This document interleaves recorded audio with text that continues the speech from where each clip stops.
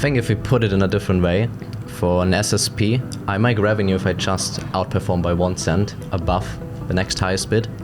That is when I make money, and I make money on the full amount, not just that 1%. But from a publisher's perspective, I don't care about that 1 cent. What I do want is I want more bids in the sections where there is more incrementality. I think it's perfect framing. Right. To the SSP, the value goes from nothing to something. Increases 100% by beating the next bid by a penny, by 1%. So that creates 100% difference for the SSP. It creates a 1% difference for the publisher. And the SSP should take that trade-off, but that's not the trade-off that's in the right.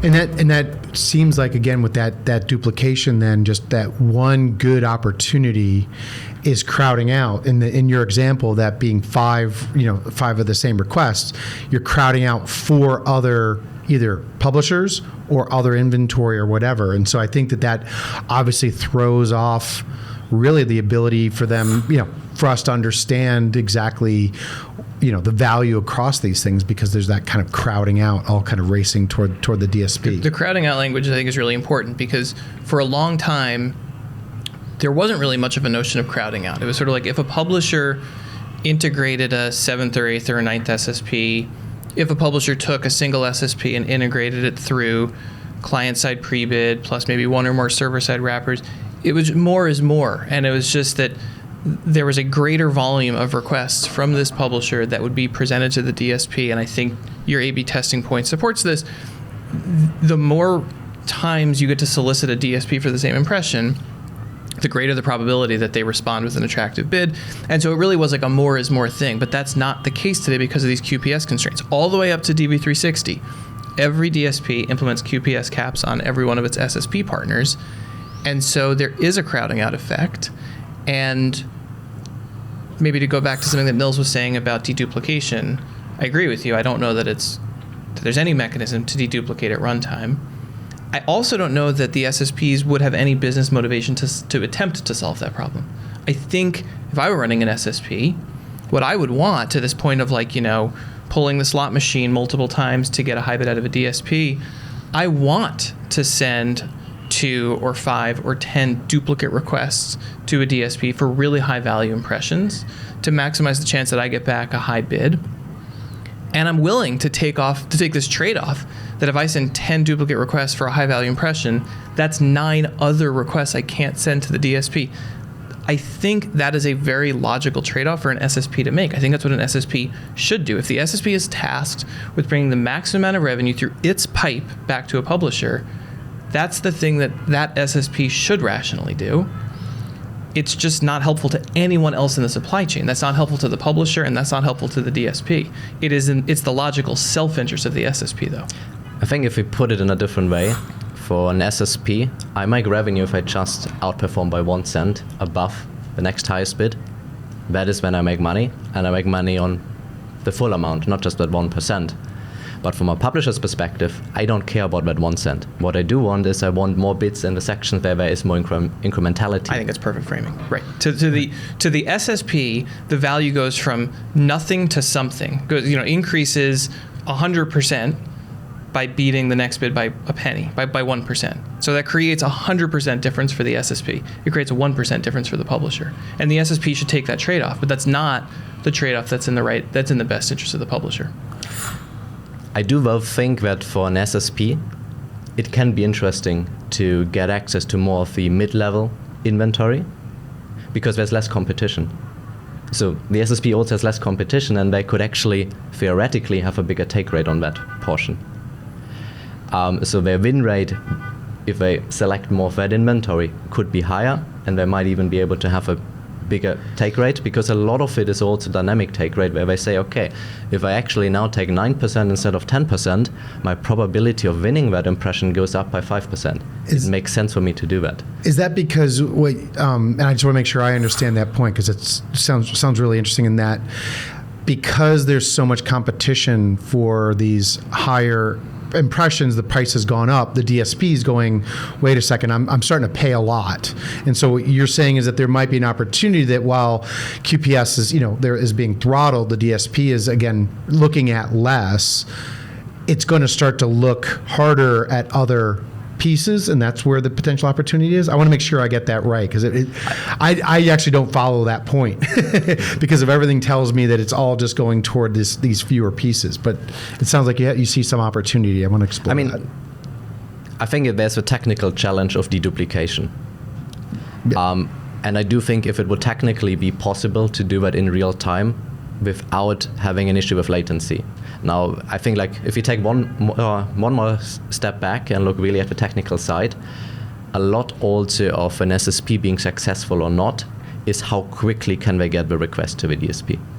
So any kind of level of delay that would be introduced before they can send it out to the DSP is quite costly.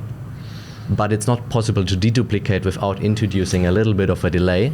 And therefore, I believe it's just technically not reasonable to even attempt it, because they would be missing out and another SSP would get there first. Okay.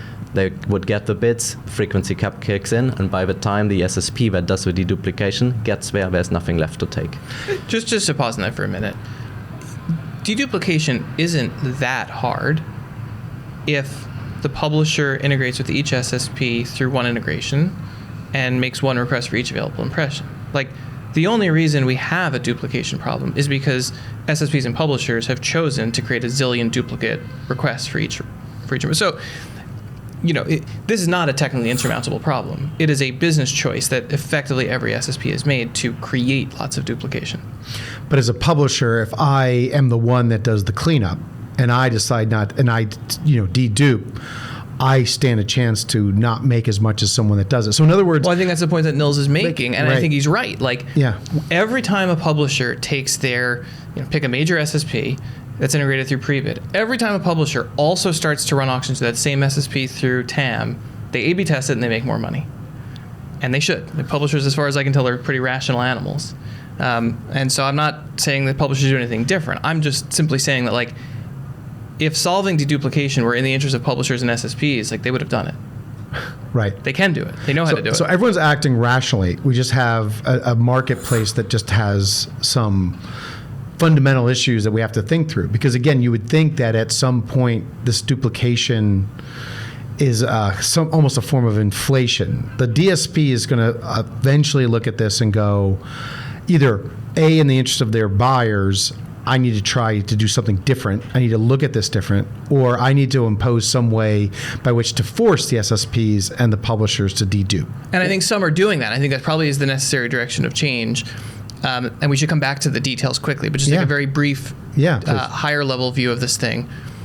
It seems pretty clear to me that if every publisher agreed to work with a single SSP and integrate it only through Prebid, that publishers as a group would make more money. And they would basically make more money because they would have a tremendous amount of leverage to negotiate down SSP take rates, right? If you pit Index, Magnite, PubMatic, and several others against each other and say, I'm going to run 100% of my business through one of you, you'll create a price war. They'll drop their fees. It'll all be direct supply chains. And so the same amount of money leaves DSPs, and more of that money will get paid out to publishers. It seems to me hard to say that that's not the case. It's just that every individual publisher is incentivized to defect from that plan. And here we are. Once one publisher starts to defect, everybody defects and it runs away from you. I think the difficult side about that is that the QPS caps are not global for the publisher. They are specific to each SSP. Right. So from a publisher's perspective, I still want to tap into all of the buckets that exist. Yes. But ideally, in a way where the bucket doesn't get smaller because there is duplication, but they still want to tap into all of them. Yeah. So if we've got... and we kind of started with the SSP part of this, right? Of just some of their reactions to it. I mean, is there something that is going on the buy side? I think you started to allude to it there, of them going beyond just capping QPS, but just to actually look at some other ways of looking at this inventory to make more informed decisions.